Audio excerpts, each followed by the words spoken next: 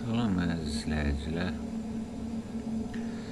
Kombi normalda necə işləməlidir, o barədə bugün danışaq. İndi mən bunu öz kombimdə çəkiliş eləyirəm ki, necə işləyir də.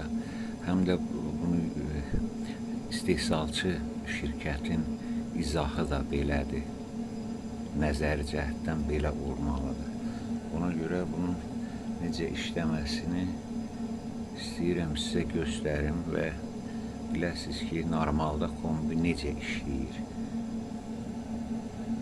Mən hesab edirəm, bu normal işləyir mənim kombi. Çünki şikayətim yoxdur, qazı da çox yandırmır, evi də yaxşı qızdırır. İndi fasilə verin, fasilələrlə çox vaxtınızı almamaq üçün bir neçə nə baş verdiyini ekranda sizə göstərim.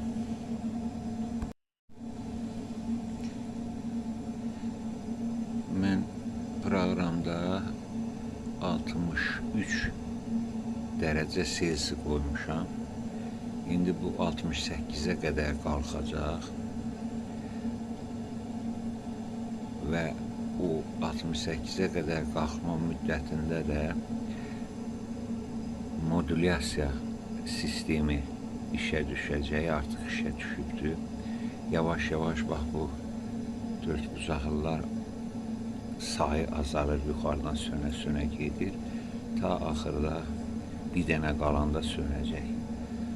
Əslində bir dənə qalanda sönmür, o bir dənə sönəndə eyni vaxtda kombidə sönür.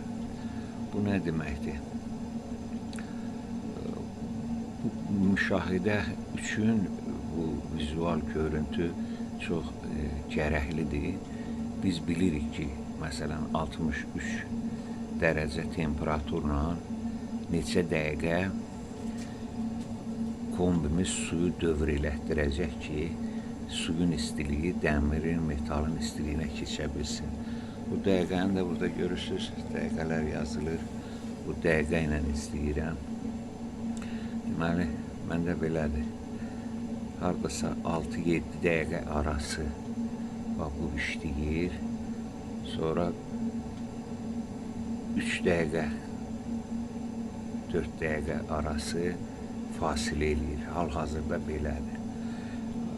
Bu ideal bir rəqəm kimi bunu demək düzgün deyil. Çünki həmin zaman konkret olaraq istilik tutumundan asılıdır, mənzilin istilik tutumundan. Kimdə tez ola bilər, kimdə gec ola bilər, radiator sayından, istilik tutumundan asılıdır.